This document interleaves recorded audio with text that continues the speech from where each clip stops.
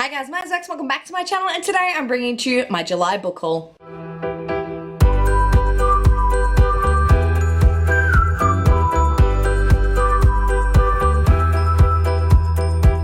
So I did it again. I bought a lot of books and lost my self-control. So let me give you a little bit of context of what happened with my July book haul. I was at work one day and I had 11 books in my cart.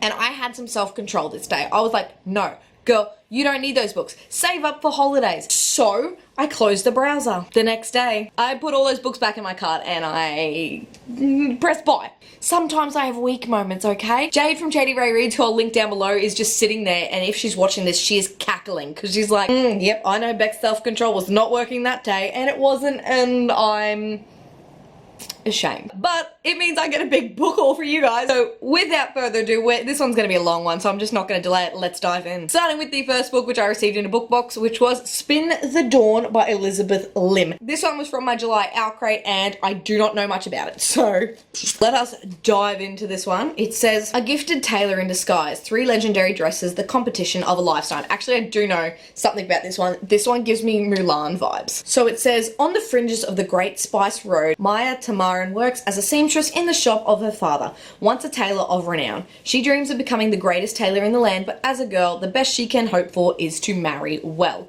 When a royal messenger summons her ailing father to court, Maya poses as his son and travels to the summer palace in his place. She knows her life is forfeit if her secret is discovered, but she'll take that risk to save her family from ruin and achieve her dream of becoming the imperial tailor. There's just one catch. Maya is one of the 12 tailors vying for the job. The competition is cutthroat, and Maya's job is further complicated by the unwelcome attention of the court enchanter Eden, who seems to see straight through her disguise, but nothing could have prepared her for the final challenge to sew 3 gowns so dangerously beautiful it will take a quest to the ends of the earth to complete. Book 1 in the Blood of Stars duology, and I nearly fell over, but I saved myself so you didn't see it. And this one sounds really, really interesting. I like the Mulan vibes. I'm excited to see what happens. I actually have just seen how intricate the cover design is, and I think it's really, really beautiful. I just saw the back and it says part epic adventure, part fairy tale, and part Project Runway.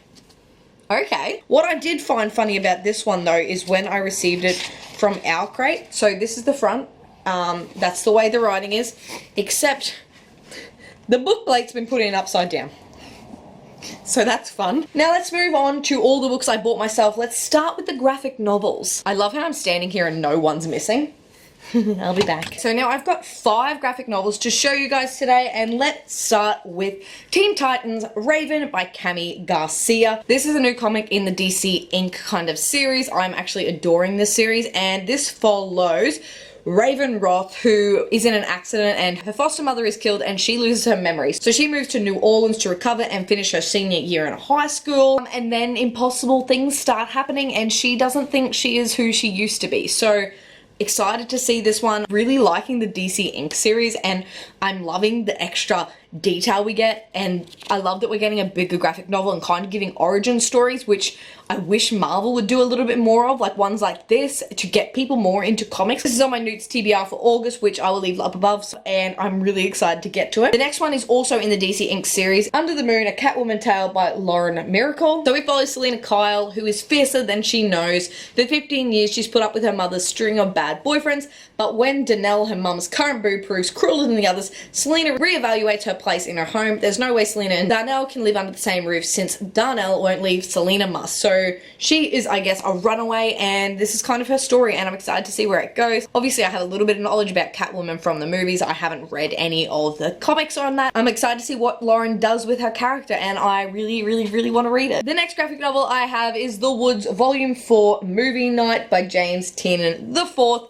This is obviously one of my favorite new graphic novel series. It follows originally a school in Milwaukee, which is somehow randomly picked up and put in another dimension. All the teachers, all the students, all the faculty, and it goes from there. Them kind of trying to work out why they're on a different planet, why there's other species there, and yeah, I'm really enjoying this one, so I cannot wait to dive in and see where it goes on this one, because I just finished reading volume 3 in my July wrap-up, which I will leave up above so you can go check out as well. Next up is one that I'm really, really excited for because it is Shuri, The Search for Black Panther by Nnedi Okorafor, and as soon as I saw there was going to be a Shuri comic, I was excited, and I am really, really excited to dive into this one, which is also on my Newts TBR. Basically, in this one, T'Challa has disappeared, and everyone is looking to Shuri as the next leader of the throne, and obviously she doesn't want it. So what has she got to do? She's got to find Black Panther, and I'm so ready for this. I'm loving the art style. I'm pretty sure, oh, I just saw a cameo of one of my favorite characters, so love that. I hope that this book does Shuri justice, because everyone fell in love with Shuri in the movie, and I especially fell in love with her in the movie, so I can't wait to see what they do with her in this one. And I think she just looks like a badass. Like, look at that art. And moving on, the last graphic novel I have to show you is A Solar Chapter 1 by Brendan Fletcher, and I don't know much about it. This one gives me Black Panther vibes. The artwork is beautiful, and also gives me, like, you know, in the Black Panther movie where they're kind of in the afterlife sort of section, and everything's like purple and beautiful. If I turn the pages there, I'm like, that's exactly what that looks like, and it's beautiful. The artwork is gorgeous, but it follows: an evil spell has been cast on the Queen of Ma, and her captain of the guard will do anything to reverse it. Their only hope lies on an island half a world away, a place known in myth as Asola, land of the dead. This one, I'm really excited to read this one. I hope it is a new favorite of mine. I hope it kind of grips me like The Woods does, but I have a really, really good feeling, and I don't know why. It's got a lot of fantasy elements, and I love the art style, so hopefully I fall in love with everything else about this one as well. And moving on to the other books, the first one I would like to show you is The Kingdom by Jess Rothenberg, and it surrounds a fantasy theme park where happily ever after isn't just a promise, it's a rule. There is 7 beautiful fantasists, half human and half android princesses, who which are programmed to make wishes come true no matter what. But when fantasist Anna meets theme park worker Owen, her fairy tale ends in blood. Now she's on trial for experiencing human emotions beyond her programming, and must come face to face with what she is and what she's done. But the truth is dangerous, and no one wants the kingdom to fall. I don't know what it is about it, but I think it's the fantasy cyborg element that's really gripped me, and I cannot wait to read more about it.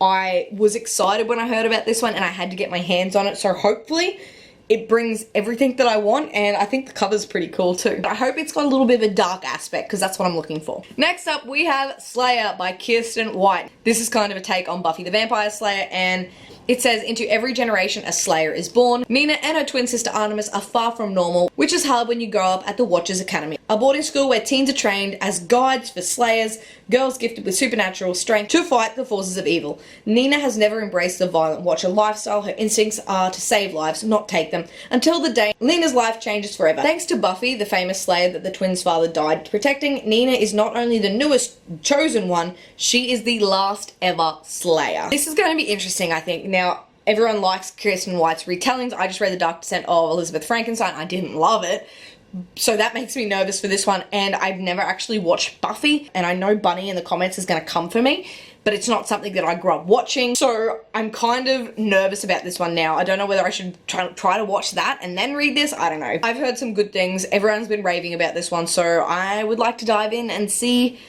what happens. The next book I have to show you is Red Sister by Mark Lawrence, and people be raving about Red Sister. I feel like I've heard, I think Pierre from Pierre Ford talk about it, I think Cody from Cody's Book Corner talk about it, and maybe Becca from Becca in the Books. I think I've heard those 3 people talk about it, and I'm really excited to dive into it. I think it's like the assassin trope again. Yes, so it's at the convent of Sweet Mercy. Girls are raised to be killers. Some have inherited old bloods which bestowed upon them special talents. Sweet Mercy hones its novices' skills with care. It takes 10 years to educate a Red Sister in the deadly art of blade and fist. But even the Mistress of Sword and Shadow don't fully understand what they have purchased when Nona Grey is brought to the halls as a child of 8, accused of murder, but guilty of worse. In her short life, Nona has made powerful enemies, and despite the security and isolation of the convent, her violent past will one day find her out. Nona must face her demons and become a deadly assassin if she is to survive. And on the front it says, it's not until you're broken that you find your sharpest edge. I don't know, I'm intrigued. I obviously love the assassin trope. I love female assassins. I obviously love Mia from Nevernight, and I'm excited to see what Red Sister brings. I haven't read any Mark Lawrence's work before, but here's to hoping I like this one. Next up, we have one of my highly anticipated reads of the next 3 months, and if you have not seen my highly anticipated reads video, it will be linked up above as well. I'm doing a lot of self-promo this video, so I'm so sorry, but it is Heartstopper Volume 2 by Alice Oseman. If you've been here a while, you probably know how much I loved Heartstopper Volume 1. It was very much out of my ordinary reading, but I just fell in love. It was cute, it was fluffy, it was just an adorable read. And Heartstopper Volume 2, obviously I hope for all of that and more. Boy meets boy, boys become friends, boys fall in love, and this is the follow-on, and I'm so ready to see Nick and Charlie and see where this little love story goes. And as you can tell, the cover's cute as, and all of the artwork inside is very hand-drawn, but it's very fun and it's very easy to read, and I cannot wait. Next book I have to talk to you about is The next book I have to talk to you about is The Chosen by Taran Matharu, and I cannot pronounce that name, and I always say that, and I should just look it up and see how it's said, shouldn't I? I'm Taran Matharu. Taran. Now that we got the author's name sorted out, this is Taran Matharu, and I bought this one because it gives me Jurassic Park vs. The Hunger Games vibes, and I'm very much into that at the moment. But I know in one of my past videos, I got the synopsis wrong, and it was wrong on like the Booktopia website, so it technically wasn't my fault. But I will be reading off this so I don't get it wrong this time and disrespect the author like that. It says, throughout history, people have vanished with no explanation. A group of teenagers is about to discover why. Cade is settling into a new boarding school, contemplating his future, when he finds himself transported to another realm. He soon realizes this new world is populated with the lost remnants from the past, prehistoric creatures, Jurassic Park, ancient relics, and stranger still, people. Overwhelmed by his new surroundings, Cade has little time to adjust, for soon he and his fellow classmates are forced to become contenders in a brutal game controlled by mysterious overlords, the Hunger Games. You see where I got my inspo from? Like, that's what I was feeling when I read the synopsis, and I went, yes please, I need that. This is the part of the haul where everything gets a bit, adult and a bit, like, creepy. The first one is Wilder Girls by Rory Power. This one I picked up because I've heard amazing things about it. I think everyone got ARCs at BEA or BookCon, and I really wanted one of those, but instead I bought the book when it came out, and I'm excited about it. I don't know why. So it's basically about a quarantined girls' school, and they're quarantined because there's a tox out there, and the tox has kind of made everything around this quarantine school like really, really dangerous and really, really wild. So first of all, the teachers started dying. Basically, the girls are just sitting there waiting for a cure that they were promised. But when Bryant goes missing, Hetty just can't sit there and stand back and wait. She has to go and find Bryant, and that means going into the woods. And I'm really excited about this one. I heard it's really dark and it's really, really gory, so here for that. I've got really high hopes. I think Julie from Pages and Pens read it, and that's when it like immediately got on my radar, and because I really, really trust her opinion, and I am so ready to dive into this one. So hopefully I love it. Like, hopefully I like all of them, because I just spent a lot of money on bad books if I didn't. And last but not least, the book that will make Rachel from The Book Junkie really, really happy. It is Middle Game by Seanan Maguire. This book is about Roger and Dodger, who are twins, but they aren't exactly human, but they don't know that at this point, and I'm just excited. Roger's skilled with words, Dodger's skilled with math, and they were created by an alchemist, and their story kind of goes from there, and I am so ready for this. I'm ready for these darker stories, and after reading Seanan Maguire, who is also Myra Grant's work,